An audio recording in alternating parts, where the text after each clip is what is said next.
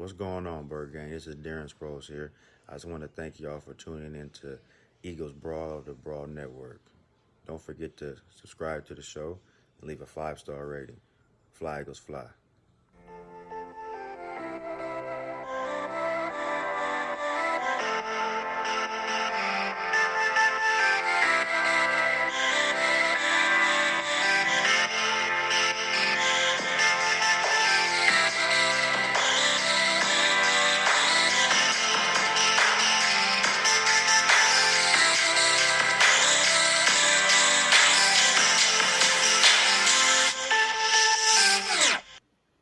All right, thanks for tuning in to Eagles Brawl of the Brawl Network. However you're listening, iHeartRadio, Spotify, Apple Podcasts, YouTube, or wherever you get the podcast, we greatly appreciate it. My co-host, Jonny Page, with me, it's Conor Myles here. We have a great guest with us today. It's Bleeding Green Nation's Brandon Lee Gowton. Brandon, BLG is Johnny's boss, as everybody does know. So everybody finds Johnny's work on Bleeding Green Nation as well. So everybody knows what Bleeding Green Nation is. Everybody knows BLG. BLG, thanks for coming on the show, man. Thanks for having me, guys. That's how people refer to me in the, in public. Johnny's boss. That's my official title. Johnny Page's boss. I like it. Yeah. To be honest, he's not doing a very good job because I think I've written about 3 articles in about 3 years. So I think the boss needs to have some words because my time management has been not very good the last 2 years. But I thought your film reviews this off season were good. Yeah, I think I got that 4. It's 4 more than last year. Yeah, I'm about to say like you did a good enough work for me to talk about it on the podcast this off season so far. So I think he's done a good enough job being your boss. I'm also disappointed. Tyler's there too because Tyler's a big fan of me. I know he never gets mad at me for tweeting about Nelson. Oh yeah. I mentioned that to Conor in the DMs before. I said, Tyler said, I don't think he's the biggest BLG fan in terms of the positivity on BLG's Twitter, but I think Tyler's. I think we see with Tyler on Twitter and Tyler on the podcast are 2 very different people, which is good. I think that's very straight talking.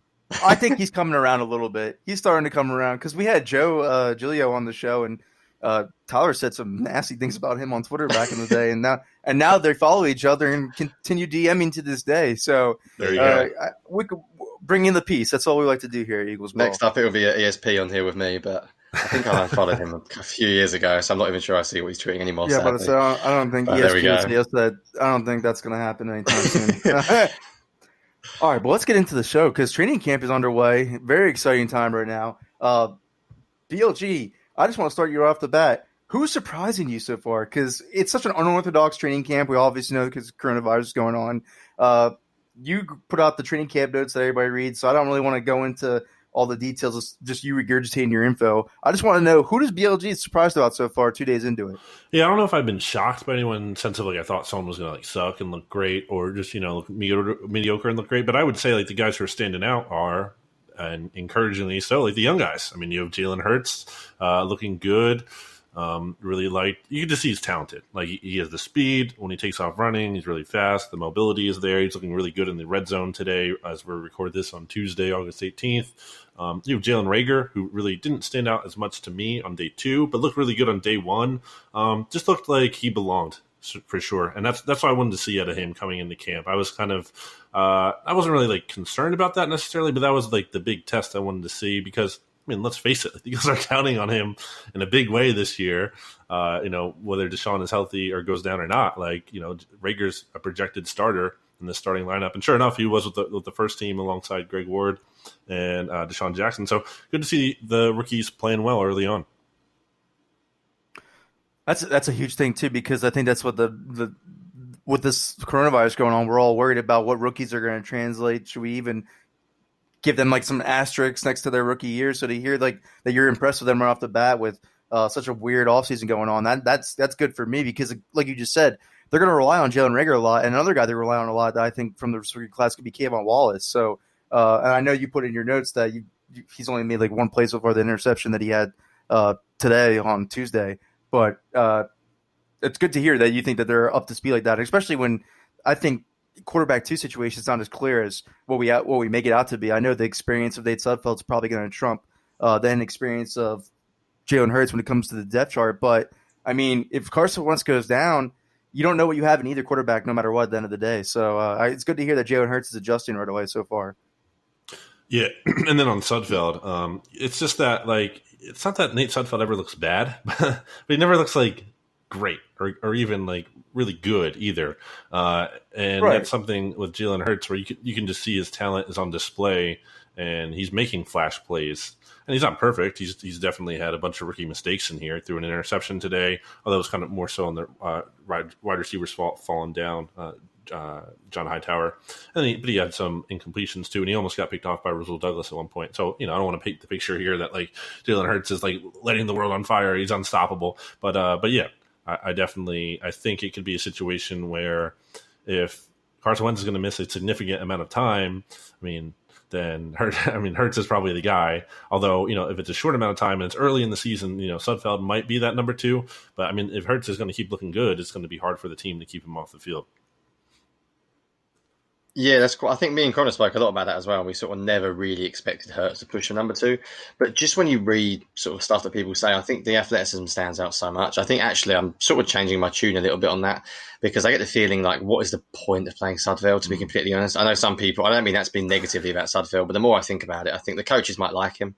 But realistically, he's not going to be a starter next year. You're not going to get any real trade value for him. If he plays really well, then keep him in. But if it's not going well, I could actually see a situation, and we're talking here, hopefully, Wentz doesn't go down, but if he ever did, I know when we speak about Wentz, I will point out I don't think he's injury prone, and I think you had a good podcast, BLG, you beat us to it with the football injury doctor of Fantasy Points. We spoke about Wentz not being injury prone, so I think we're just sort of pointing out hypotheticals, so players can get injured. I wanted to ask you, not actually specifically on Rager, but I sort of 2 questions. Firstly, just quickly, on the young wide receivers, it seems like Quez Watkins is getting a little bit of buzz. What have sort of him and Hightower look like? 'Cause I think they're 2, unfortunately, in many ways, sort of big players for the Eagles this year. Have they stood out to you at all? Their speed is something you can clearly notice straight off the bat, or? Yeah, let me start with Watkins. Quez Watkins, his speed definitely apparent. He burned. I can't. I can't remember who it was, but I think it might have been Rasul. He burned someone today. Probably Rasul. Probably should just go with that. Carson throw was a little too far out in front, but I want to point out that it's significant. I feel like that Carson Wentz has been targeting Quez Watkins a lot. The 2 had worked out together in Houston, way before training camp even started. So it seems like they kind of have a chemistry already, which is good and encouraging. Hightower, haven't noticed him as much with the ones, I guess, but has been active. He had a good catch to end practice, really both today and Monday as well.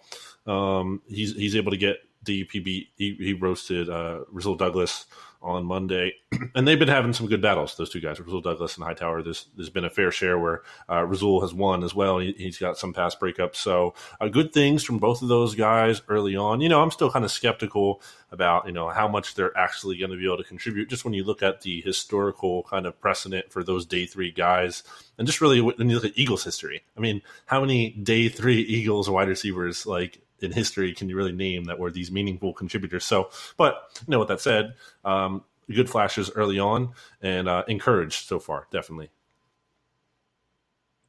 Good. I think it's sort of important. I think we've all heard a lot about the wide receiver position. I know you spoke a lot about it. I think you have a similar opinion of myself, where I've been slightly more negative about what the Eagles have done, just because, and I'm sure if you've read BLG's Twitter, you know this, that you don't think they've done enough. And I agree with you. I've said a lot of the time, for me, exactly what they've done is fine. I just wanted one more. Like, I know he's not a particularly fancy name, but like a Brashard Perriman, it would make me feel a lot more confident right now if you knew you had him lining up outside as well. The one thing I was going to ask about, because obviously you've seen Watkins and Hightower, not much. I've forgotten about him. I know others haven't, but I know he's not played. JJAW, Thigo Whiteside has not played this training camp. But if you can you cast your mind back to last year? When watching him in training camp, did he ever jump out? Because I'll be completely honest, I can't remember training camp articles from last year. Did you ever had days where you thought this guy really had it? Like, I get the feeling from listening to the beats already, I saw Kempski led with it today, that the idea that Rager sort of jumps out and you can sort of instantly just see he's fast, he's athletic. And you mentioned with Watkins, you can just see he's got one trait he'll always win with, which is speed, whether he can actually contribute or not.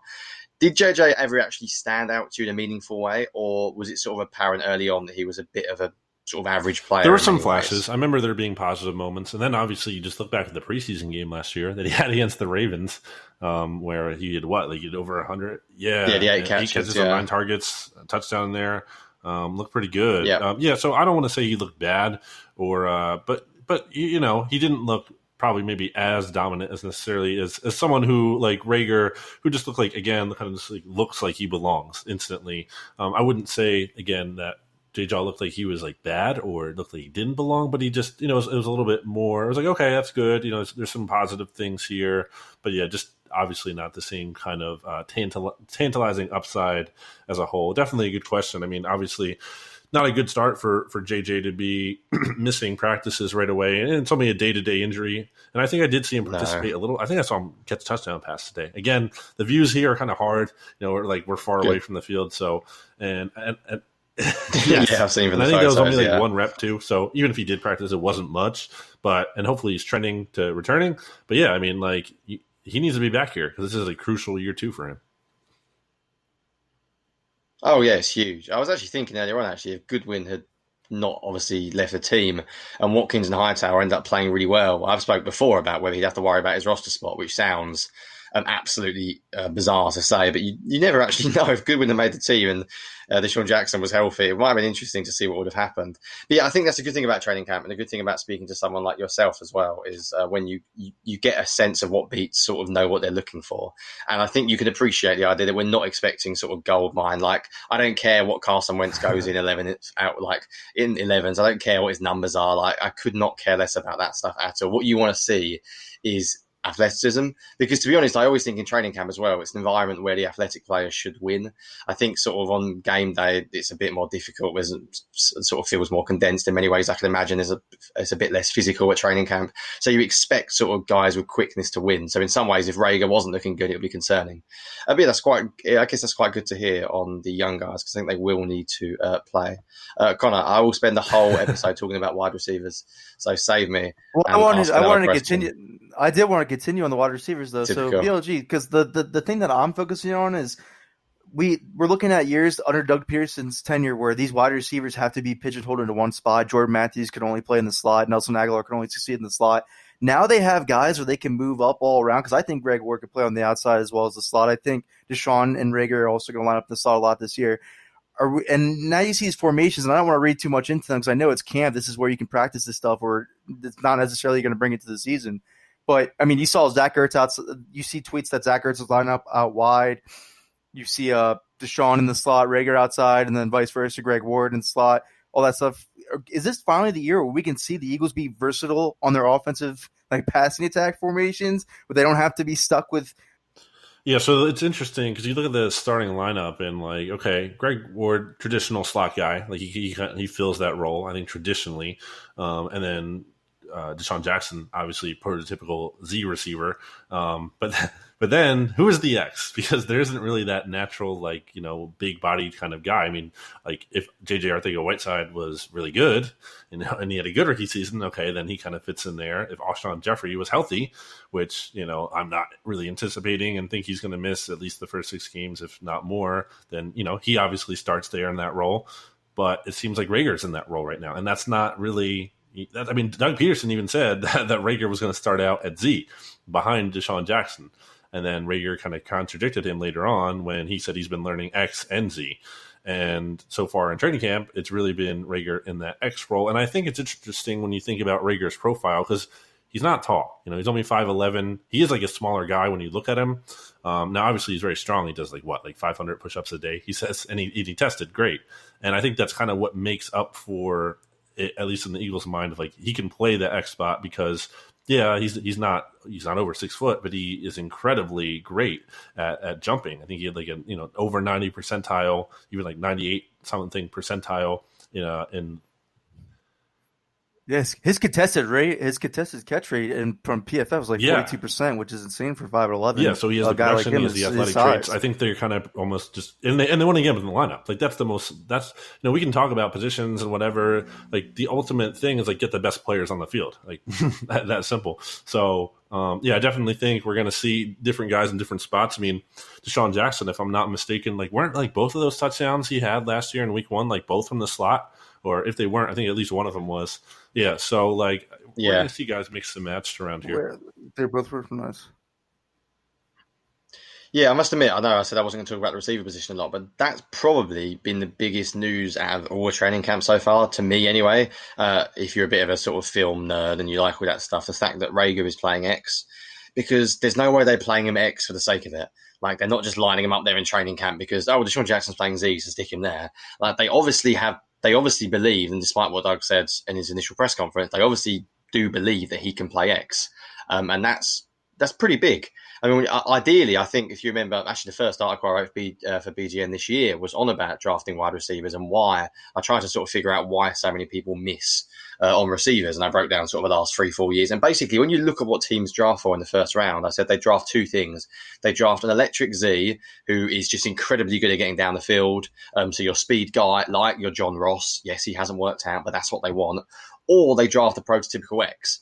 And really, you don't really draft anyone else. I mean, they are the two types. And you could make an argument that Rager, although he's fast, isn't a burner. He's not like a real deep threat like a Deshaun Jackson. He's probably more well-rounded.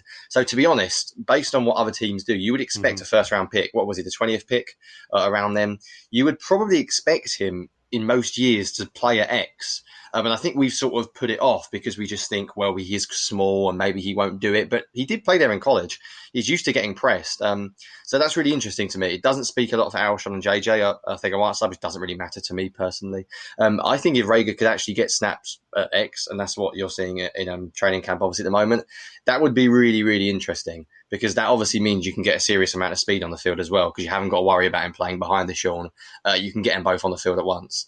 So that's probably been one thing, actually, I wasn't expecting him to do, and I'm pleasantly surprised he's doing it this early.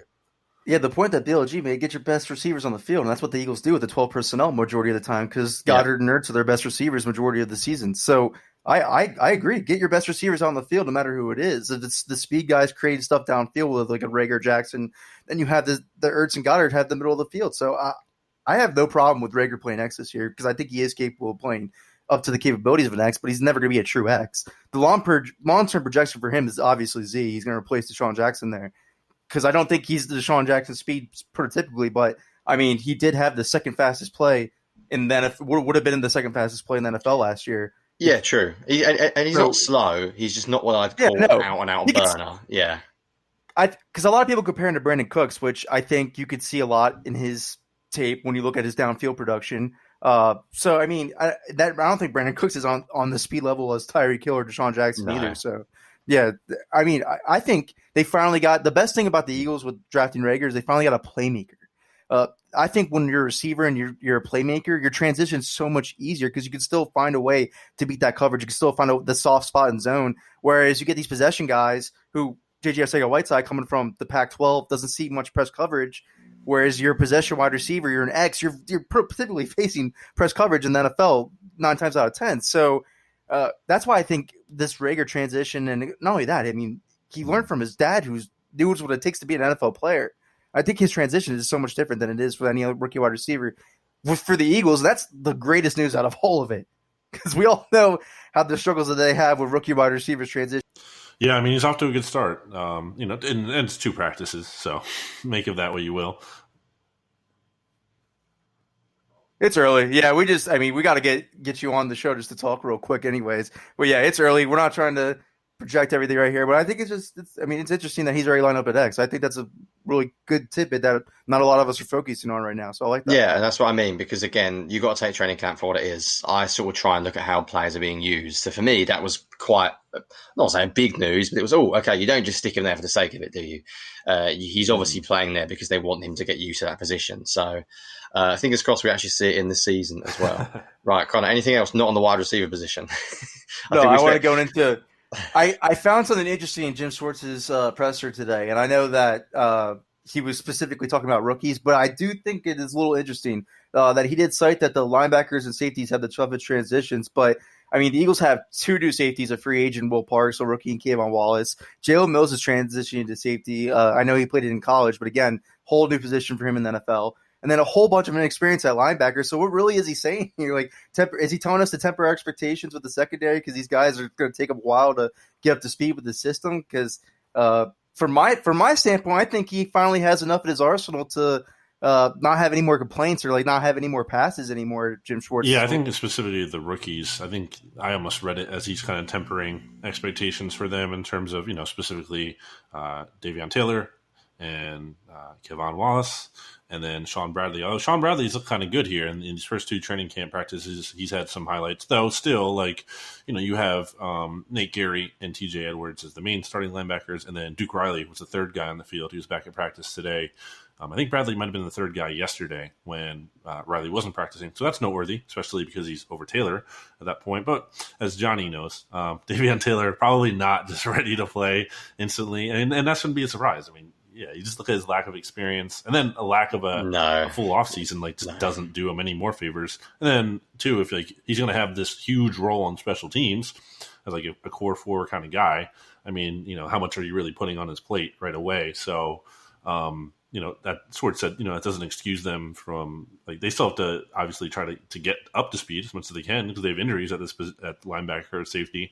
Then those guys aren't really that far down the depth chart from having to play. But I think it's just clear those guys aren't going to have any kind of major roles. I think Kayvon can kind of have a role in the defense because Jim Schwartz is looking to get probably more defensive backs on the field. The Eagles played a lot of dime last year. And that's kind of been going up year over year for them, and I think they probably want to play even more this season.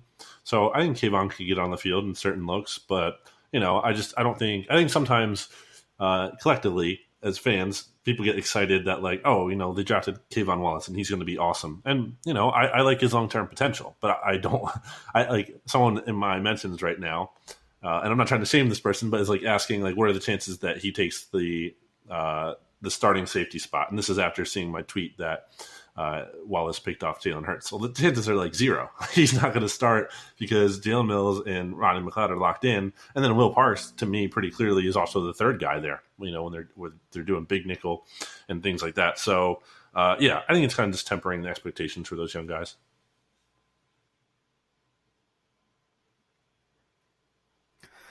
The Sean Bradley stuff interesting because you see everybody tweeting about he's making an impression because I mean TJ Edwards grasp on that linebacker I think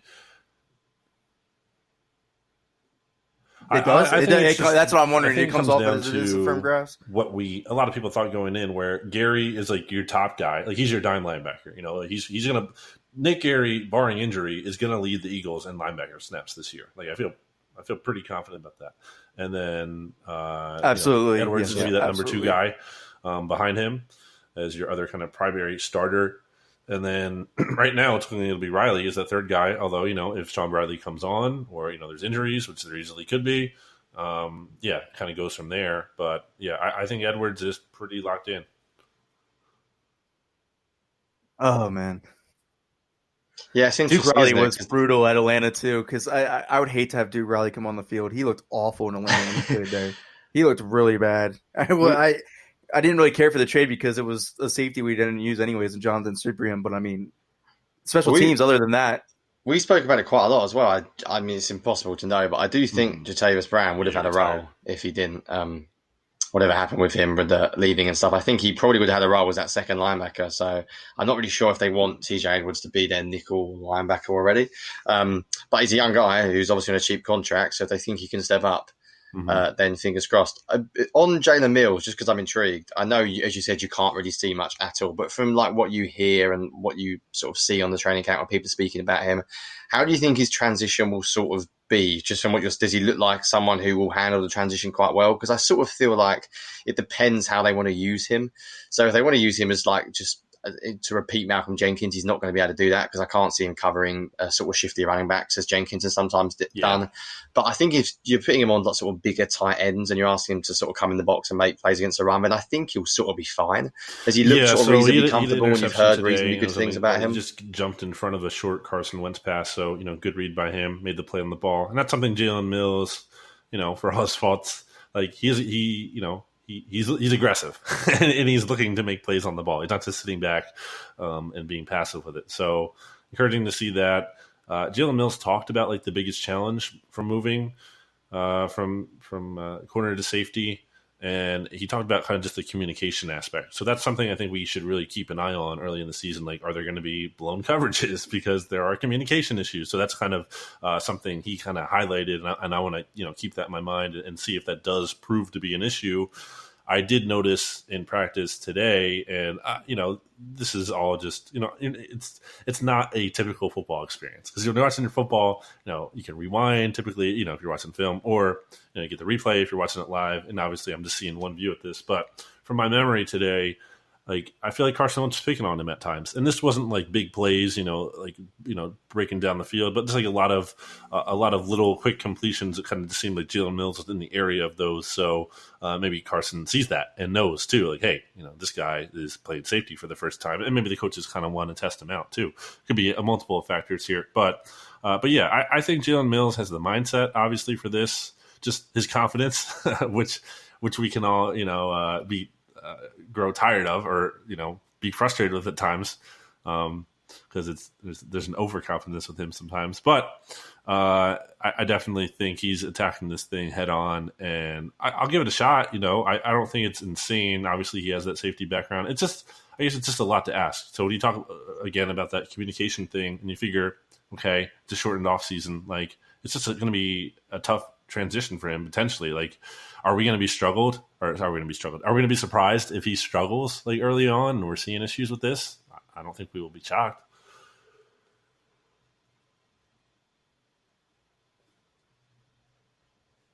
Yeah, I mean, I like Mills more than most people, so I'm sort of hopeful. I just find Mills a really weird player, because I always go back to his rookie season when he had sort of games against like Julio, and he always gets beat, but he never seems to get beat badly.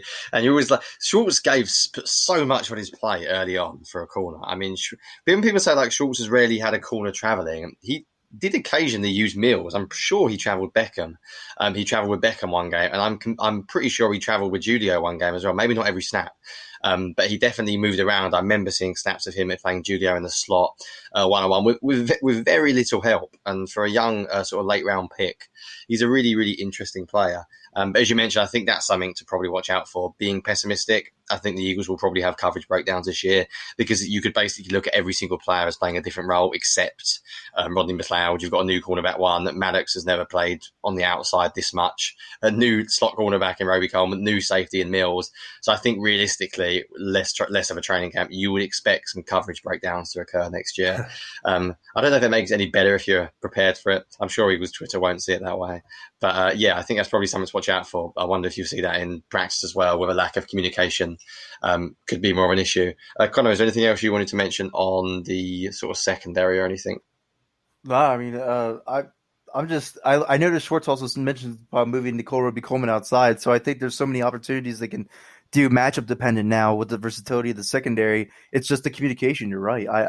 It's not going to be there right away. There's no way. I think towards the mid-season is when we start seeing the secondary maybe be more formidable than they were in the first couple of weeks, because there's just so much chemistry they have to get. And there's no preseason to help out either. So I agree with you guys. I think I'm going to be pessimistic for the first couple of weeks, because I don't think it's going to be up to par right away. And I think a lot of people are going to be like, well, then Slay wasn't worth it, and start talking about Byron Jones and all that stuff. But I just think it's just going to be the chemistry, because Malcolm Jenkins and Rodney McLeod, I thought Rodney McLeod, outside the missed tackles, I thought played very well last year, considering the fact he's coming off ACL. And Malcolm Jenkins, besides a few blown coverages and some missed calls, still was the leader on that defense and played every snap. So it's not like these guys didn't know what they were doing. It's just there's so much change at cornerback. And it's, again, going into the season, there's so much change at cornerback. So I am tempering my expectations a little bit. But BLG, I did want to ask you one quick, because Eagles Twitter is obsessed with getting a running back. They think that the Eagles running back group isn't that great. I want to see what Corey Clement has. I want to see if he's back to the normal after the hype. I want to see if Boston Scott can build on last season, where he really did show that Darren Sproles role. He was great on short yardages. He was great receiving. Michael Warren and Agent Kill, to see what we have in him. To me, I'm like, and then Sanders, we all know, is a superstar in the making. I'm not really killing myself for Devontae Freeman. Are you looking at this group thinking like they really need to add a veteran to this? I will say, if Myles Sanders goes down, I mean, all of a sudden that room isn't looking like what do you have, if Myles Sanders goes down? Right. I guess, but then I'm just like I'm that type of person where I feel like there's gonna be some kind of street free agent at that time that's gonna be good enough. Or you got Jay Ajayi by the trade deadline for a 4th-round pick. I feel like we shouldn't worry about that going into, because then you're taking away a roster spot from somebody where I want to see more Corey Clement this year. I want to see more Boston Scott this year. You can tell he's been talking to me. You can tell I've had influence on Conor, clearly. No one else speaks as passionately about Corey Clement. It's that's a training camp thing right now, though, is that he's looking very good, that he looks like he's healthy and up to speed, and then he ripped off that big long touchdown.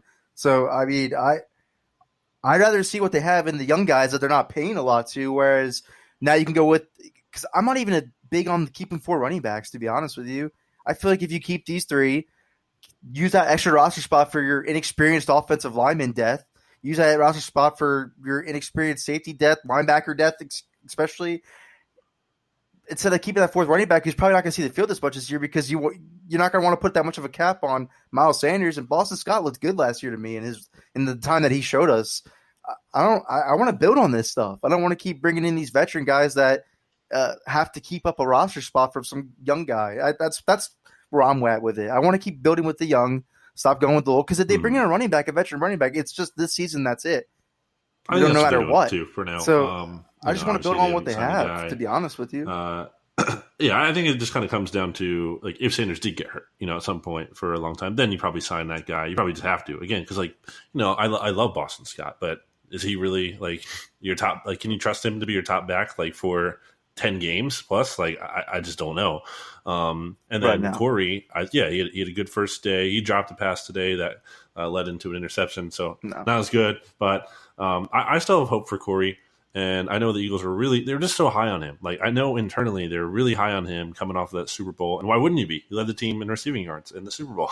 And he had a very promising rookie season. And obviously they consulted Jonny on it. Still my greatest moment of all time.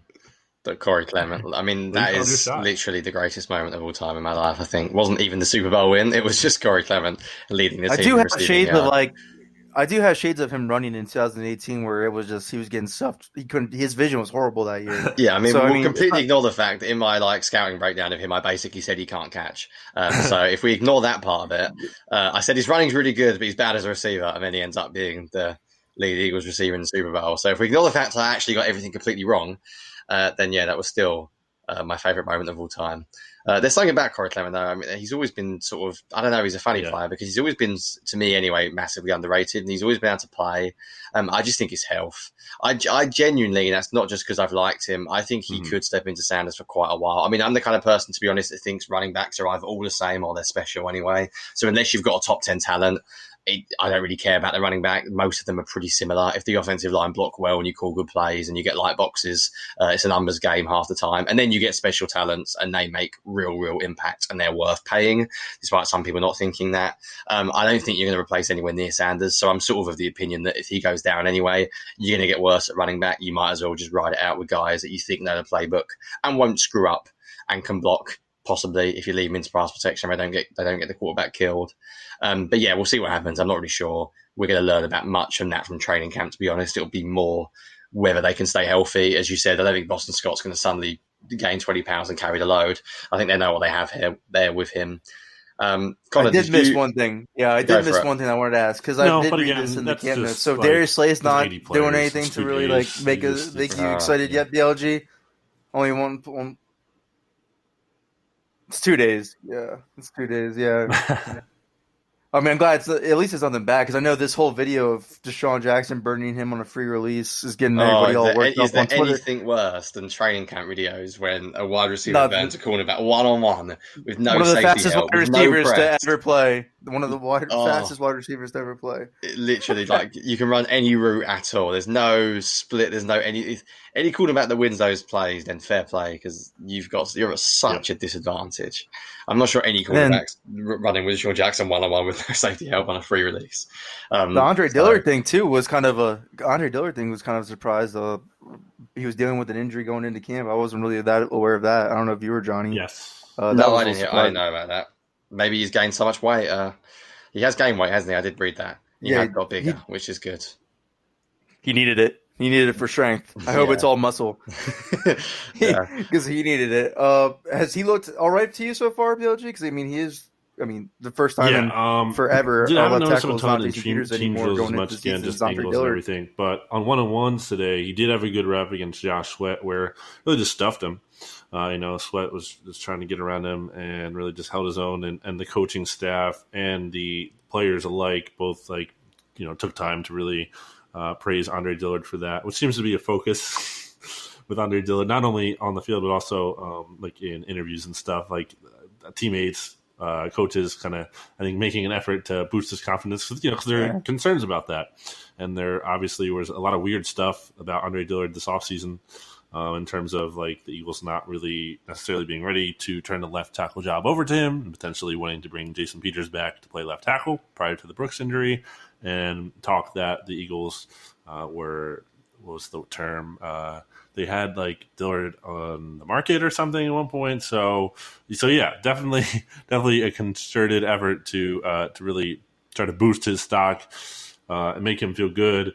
And I guess to Andre Dillard's credit, if he's dealing with this injury, whatever it is, coming into camp. And I don't think I really saw him miss too much playing time today in team drills where he was kind of rotating a little bit with Myles more so on the first day. Obviously he should get credit for, toughing it out and playing through that because that's important to see.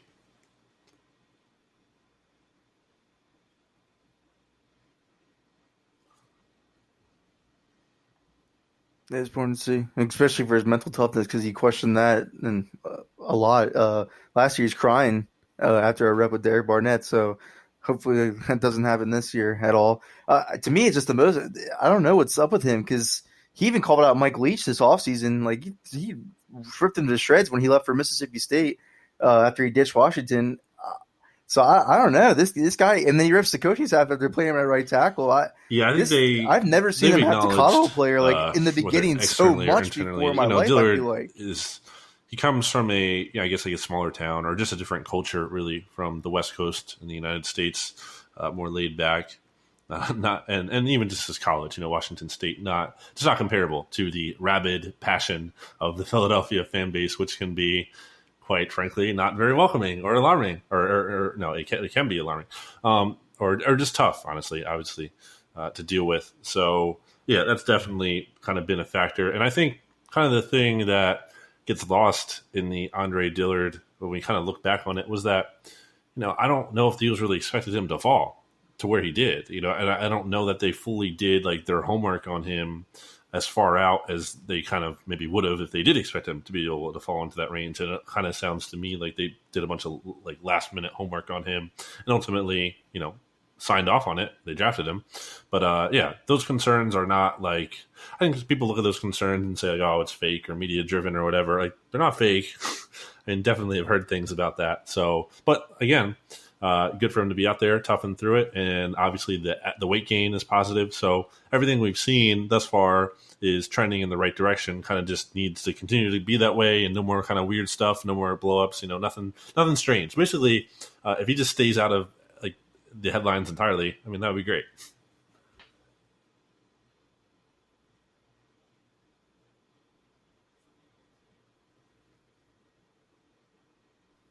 that would be great. And to your point, that's a great point. I didn't even think about that because everybody in mock drafts had him going number 10 to the Bengals or even way up there in the top 15 at least pick range. So I didn't even think about that. That's actually really true.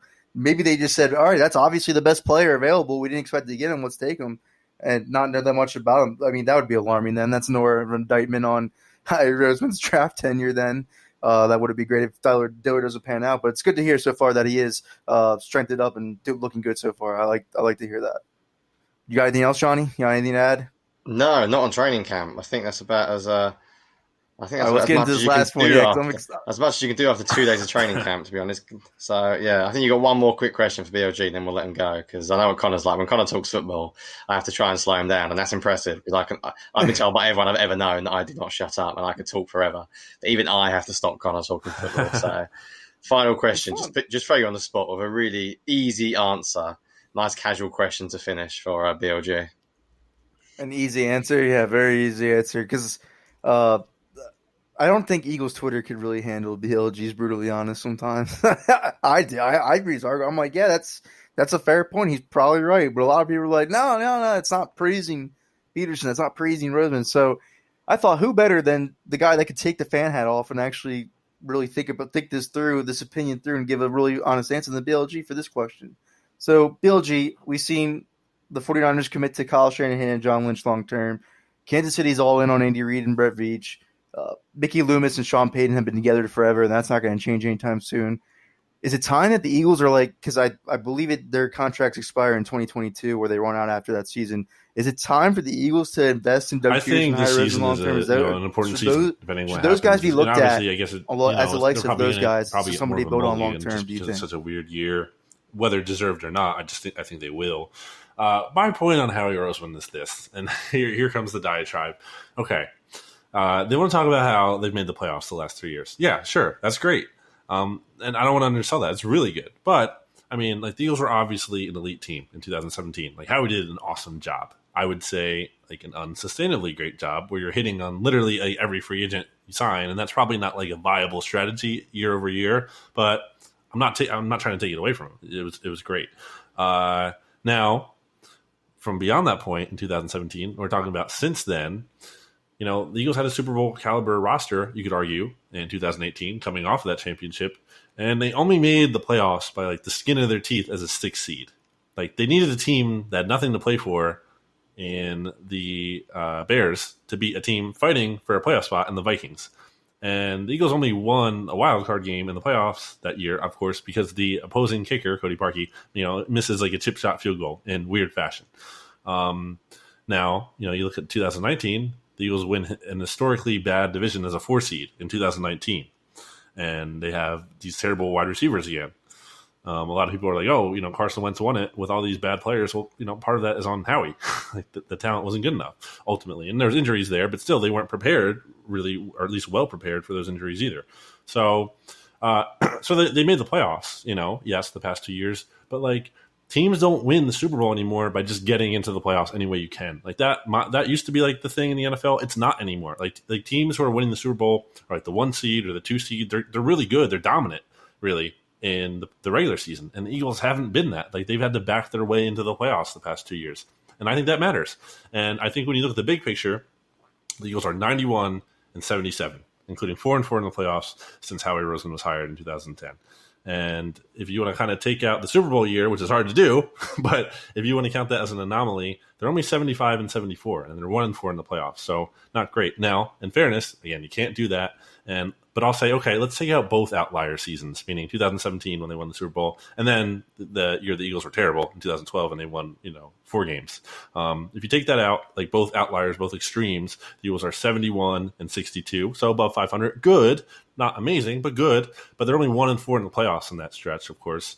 And most recently, since the Super Bowl, they're 19-16, so just above 500, and they're 1-2 in the playoffs since they won the Super Bowl. So all this to say, I'm not really worried about the Eagles being ever like just terrible with Howie Roseman. He's definitely going to have them like at least average and probably above average. But I just kind of wonder like about his ability to build like that elite team. And it's not an easy thing to do, but they're the ones out here saying like this is the new normal and like we're going to strive for greatness. And I feel like they have the kind of they have the coaching staff in Doug Peterson, who I don't really have any kind of concerns about big picture so much. You can nitpick here, but like, I am totally comfortable with Doug. I don't like have doubts about him in the long term.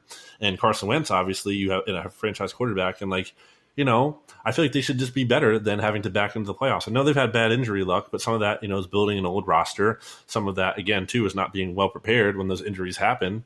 In the case of like Deshaun last year, and that kind of submarine the offense basically for the entire season. So all this is a long way to say that I don't think Howie Roseman should be fired by any means now, but like, he's not infallible. And, how this team does this year and then moving forward is going to be key. So I would not be looking to extend him quite yet. Again, you have to see how this season goes. You're probably looking at, prior to that 2021 season or whatever, a lot of coaches, and GMs, you don't want them being that lame duck on the last year of that deal. But there's reason for optimism too. Again, you look at this team, you can envision how they have a high ceiling and how things could go right for them. I don't want to sound all negative on it, but there is that path. Like there's also a path here that, like, look, this team kind of might be more what we saw the past 2 years than they are getting back to in 2017. So that was a long answer, and hopefully it was a good one.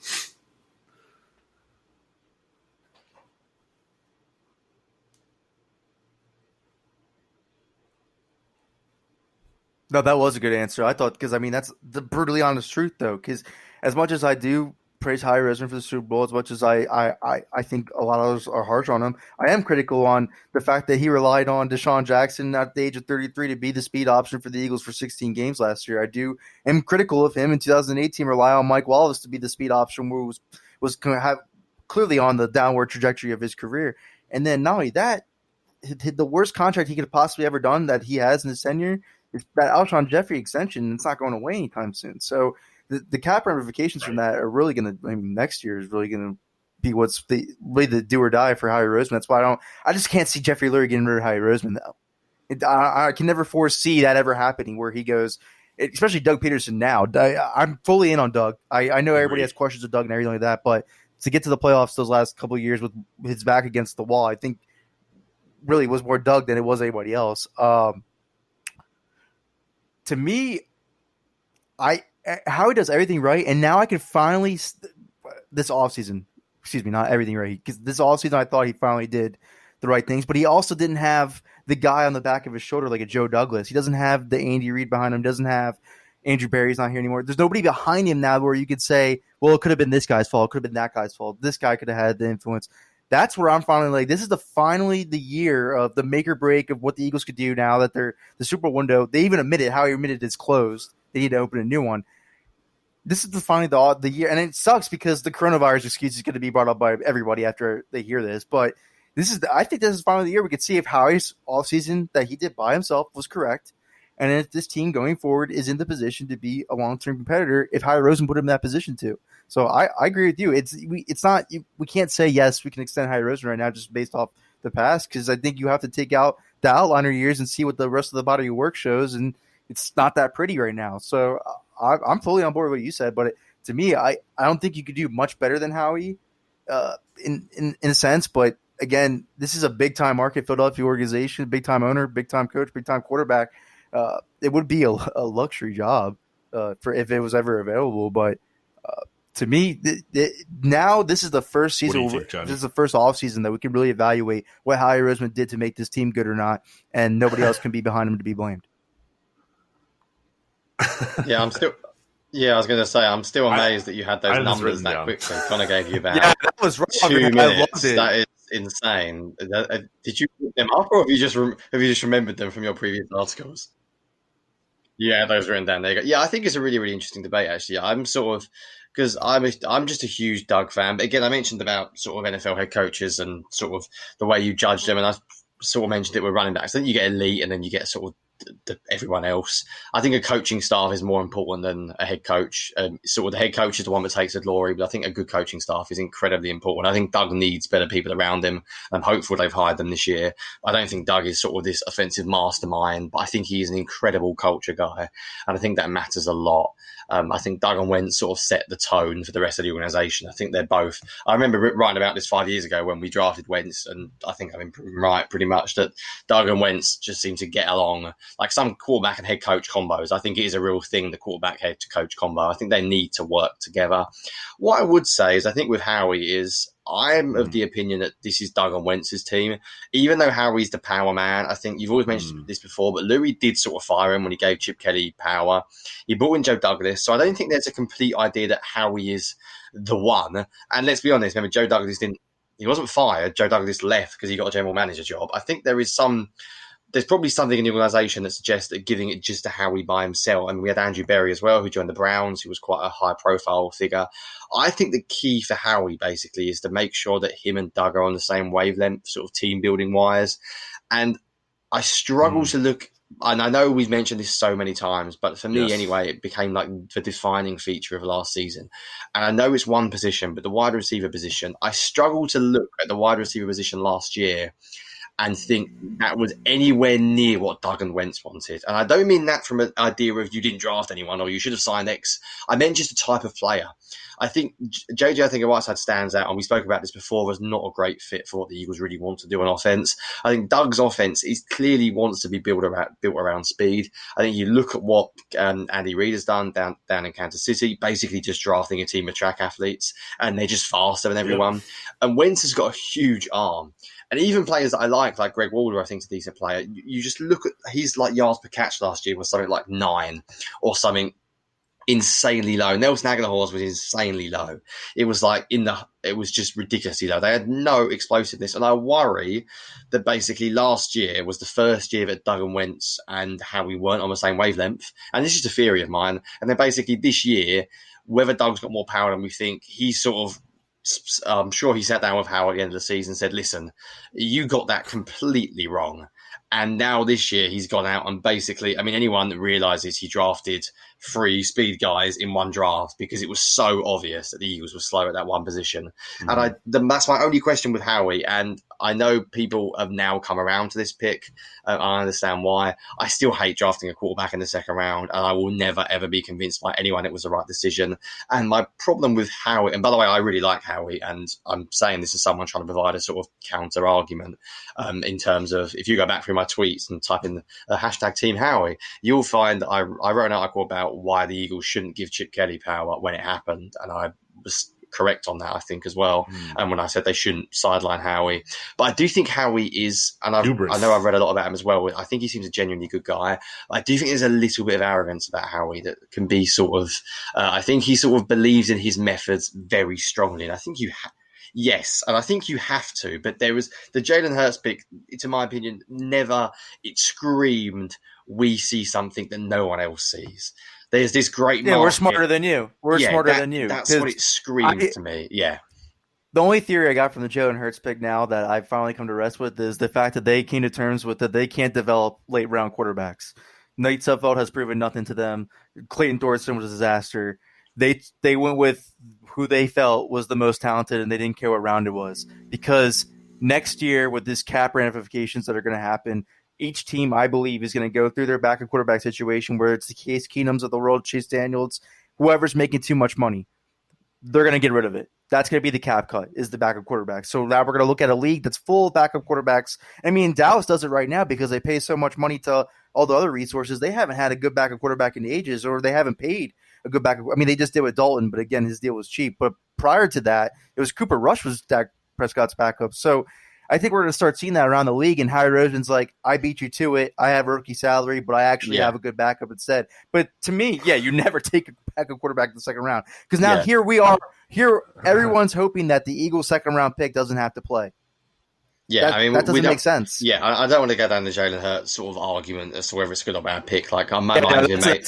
That's enough about the Hurts. My mind's been made. We all got it. Yeah, my mind's been made up on that for ages. It's just that's one thing that Howie, I think, is I'm sort of the opinion. Basically, the idea of the question, Conor, was should the Eagles commit long term to the head coach and general manager? I would be perfectly fine if they turned around and give Doug a huge contract tomorrow. I would be completely fine with that. I think as far as head coaches go, that you know what you've got. And to an extent, when you've got Doug and you've got Wentz, you're always going to be there or thereabouts. And as I know you said you have to be the best team in the league, you do. But also, you can't help the fact that Lamar Jackson might be an incredibly special talent. Patrick Mahomes might be the best quarterback talent we've seen for however long, with an exceptional offensive mind. So these teams are going to be really good as well. So just being really good doesn't mean you're going to win. If you look at the Saints recently, they've been exceptionally good for the past few years and they've never won. So you don't want to blow it up with your head coach. But I think, as you've said before, I think if there ever is a point when Doug and Wentz get angry with the sort of the roster Howie is constructing, I think that's the time that I think we see sort of problems occur. And to be honest, I think one of them would be just around the corner with Zach Ertz. I think maybe the money talk is Zach Ertz isn't sensible to extend because of his age. But when you look at how they use him and how Wentz trusts him, there's no way they're not going to extend him. Like, there's no way that I think Wentz would be absolutely furious if Zach Ertz walked out the door. I think it would just completely piss off your head coach and your quarterback. And I think part of Howie's job is basically appeasing them. And whether you think that's right or wrong, I've read about Patrick Mahomes having a huge sort of weight in discussions with the Chiefs in terms of when you get a player that good, and I'm one of those people that think Wentz is that good, I think you sort of give him and the head coach power, and it's the general manager's job to sort of basically build a team that suits them. And I look at that team last year and it just doesn't fit with what they're good at, which is where my concern with Howie sort of lies. Is I hope now he's basically tried to overcorrect it this year, quite obviously. There's also been a few moves he's made, like Donnell Pumphrey and stuff, which, sorry Ben Solak, never made any sense, because it was just completely ignoring any like statistical set of values we've ever seen in the NFL, literally of all time. Not a single player that size has ever worked in terms of weight and height sort of combination. So there are things like that. And again, to what me, does Jim Schwartz have on Howie Roseman? What does Jim Yeah. Schwartz have on Howie Roseman? That's the only arrogance where I don't see the arrogance in that, because he says whatever Jim Schwartz wants to do. The biggest thing that jumps out to me is the Zach Brown signing, that blunder of a signing, because the whole scouting department was saying, hey, like Jamie Collins is the linebacker we should target. Yeah. And then Jim Schwartz comes in and says, no, we need to get Zach Brown. And then now he's like, yeah, Zach Brown is the guy. And then that completely blows up. But I mean, that's just an example of many other times where Jim Schwartz says shit and then Jim Schwartz gets what he wants. I don't know what Jim Schwartz must have on Howie for that standpoint, because I think we're Jim being Schwartz quite is honest, underrated. I'm set on Which Doug is and Carson. Maybe a We're all controversial good with opinion that. among the Eagles Twitter. Jim and Howie, these are the guys who I'm evaluating this year.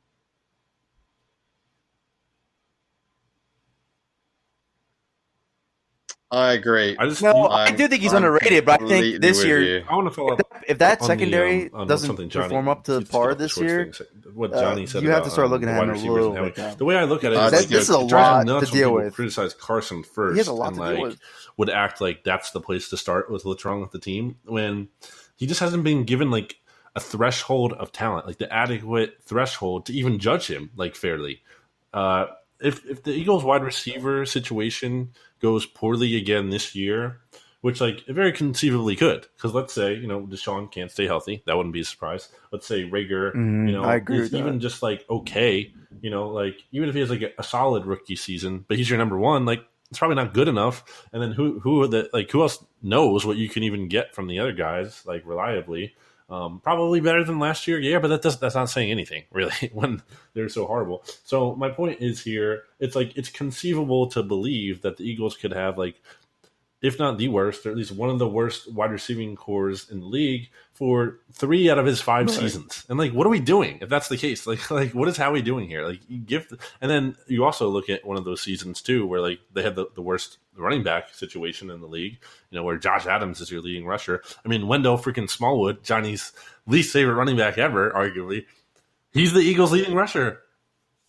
He's the leading rusher of the Doug Peterson era. Like, think about that. That's just crazy to me. Like, when you think about like this, all the Dak talk, Dak versus Wentz talk. It's my goodness, Dak has had a running back. He is my least favorite. You can just you can give the ball to like 1 billion times a game if he's having a bad time, or like just puts Dak in incredibly favorable situations. Oh, it's no, because you're always getting positive production when you're giving the ball to Zeke. Like, it's just kind of crazy to me that, and frustrates me when that people would look at like to kind of what you were saying, Johnny. Like, I would just think it would be a huge disservice if like, and I don't think they're even near this point, but at some point down the road, like if they got rid of like Wentz or Peterson first, as like if that's the problem, like that's not where I would start. At least what things have gone to this point.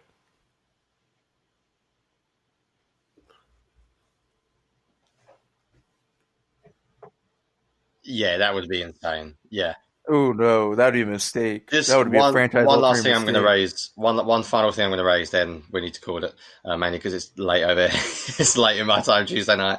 But there's one thing that I wanted to mention off that point. Actually, something I've been meaning to write about for ages. Is I'm convinced, and I've been convinced for ages, that Howie has this view. Still does. It goes back to the Eagles to like the 2000s, where wide receivers and running backs don't matter that much. Doesn't mean you don't draft them. Doesn't mean you don't want them. But the idea is, if you've got a stud quarterback and a stud play caller and a great offensive line, the old adage, you win in the trenches, blah, blah, blah, you can then make do. And I think that is an outdated view. And I really hope that they've now corrected that. And I think they have, but just drafting Sanders and drafting Rager doesn't mean you've shifted a philosophically, it just means you might need those players.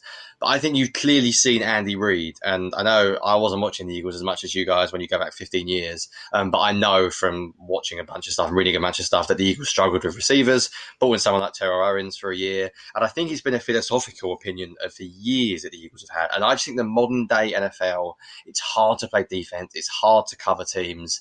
I think you basically need as many fast offensive weapons, guys that score the ball in their hands as you can get. And Howie has not delivered that. And I'm hopeful. I think Sanders is excellent. I think Sanders is the first one we've got. And I think hopefully Rager is the second. Deshaun, obviously, but if he plays. So I think Howie has to shift his mindset. I think he's been brought up and he's been schooled in an Eagles philosophy, which is if the quarterback's great, the head coach is great, we can block, we can make the rest work. And I think you look at the modern day NFL and making the rest work isn't good enough. You're going to have to score 40 plus points to beat the Chiefs in the Super Bowl. I mean, I strongly believe no defense is going to stop that team scoring. They are far too talented. You can try and get a few turnovers and try and win a few more possessions back, but you need playmakers. And I think Howie hopefully has realised that, but personally, I still think he hasn't done enough. And I still think there are too few playmakers on this team, and they are relying on probably not just one, but two rookies becoming actually big play threats this year. So that's my final thing I'd say is I like Howie, and I think he's very good at managing cap. I think he's very good from a sort of organisational point of view at building a good roster. I think the offensive line and defensive line have been a real strength in recent years.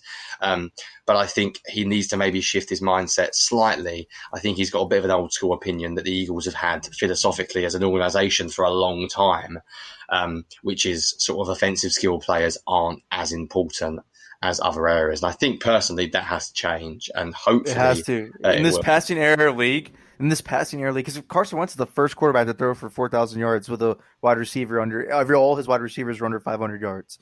First quarterback in NFL history. It's insane. Yeah, I hate it when people say that as a good stat. It's an awful stat. And people are like, quarterback done this. It's embarrassing. That's embarrassing to say. Yeah. But I like your point about Rashad Perryman. That's definitely the wide receiver I would have brought in. They should have definitely added more speed. I do think one more guaranteed player who can play. Because Deshaun Jackson's guaranteed not to play 16 games. Like, he's not playing a full season. He's gonna get it. He's missing some sort of time, no matter what. But yeah, I like the Rashad Perryman point. It's a passing era league. They need more guys to create separation. That's what Andy Reid's doing in Kansas City. I would like to see it happen here. Maybe they tried that with Hightower, Watkins, and Rager, and it all pans out. That'd be great. Or 2021. We'll see. All right, that wraps it up for us. Brandon Lee Gowton joined the show. Obviously, go to Bleeding Green Nation. Everybody knows it. I don't even need to really give you guys all that. It's the best Eagles podcast, best Eagles network out there right now. So you guys all know them. We're trying to catch up, but maybe one day we'll be on the same level. I doubt it. BNG right here, then we'll be. I'm fine in second place. That's fine. We'll try. All right, but thanks for tuning in, guys.